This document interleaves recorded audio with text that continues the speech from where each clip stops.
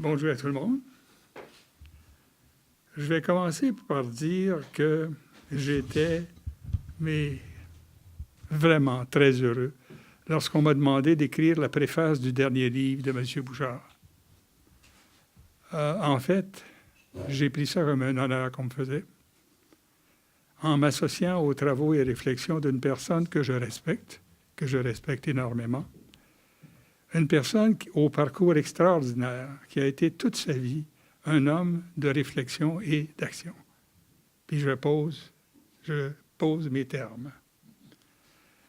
M. Bouchard est littéralement un homme d'exception.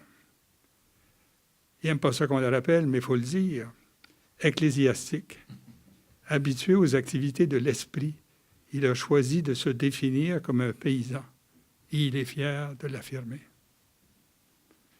Il a toujours porté les valeurs de nos ancêtres, ces agriculteurs qui ont traversé les mers, pour bâtir ici une société d'agriculture nordique et installer leur descendance.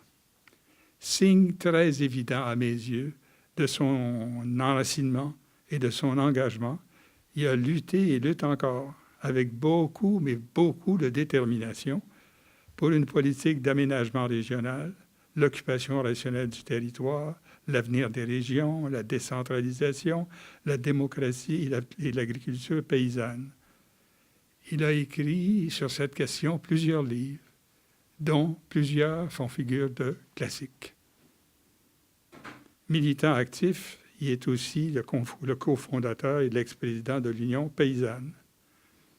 C'est un euphémisme que de dire que je ne suis pas toujours d'accord avec les propos de M. Bouchard, mais il faut affirmer hautement que je partage et respecte ses valeurs. Le livre qu'il publie aujourd'hui décrit rigoureusement, avec conviction, mais aussi sur le ton d'une certaine colère, comment le monopole syndical des agriculteurs a enfermé l'agriculture dans une place forte, où les politiques et pratiques actuellement en vigueur ont souvent carrément dérivé. Le mot « dérivé » n'est pas trop fort, en s'adaptant difficilement aux nouvelles problématiques et conjonctures. L'agriculture québécoise ne réalise pas, avec lui, son plein potentiel. Il fallait que les faits relevés, relatés dans le livre de M. Bouchard soient mis en évidence. C'est presque un service public qu'il rend en faisant ce livre.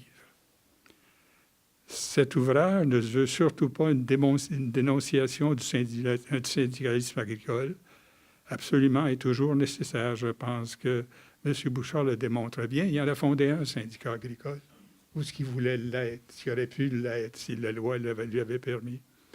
C'est tout pour vous dire qu'il n'est pas contre le syndicalisme. Son livre n'est pas non plus un réquisitoire qui cherche à placer l'agriculture sur le banc des accusés.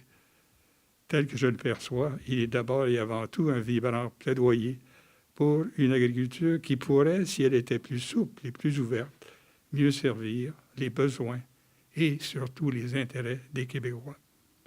Mais je m'arrête ici et je vous laisse avec M. Bouchard qui soulignera sans doute les problématiques décrites dans son livre et les messages qu'il veut véhiculer. M. Bouchard, merci.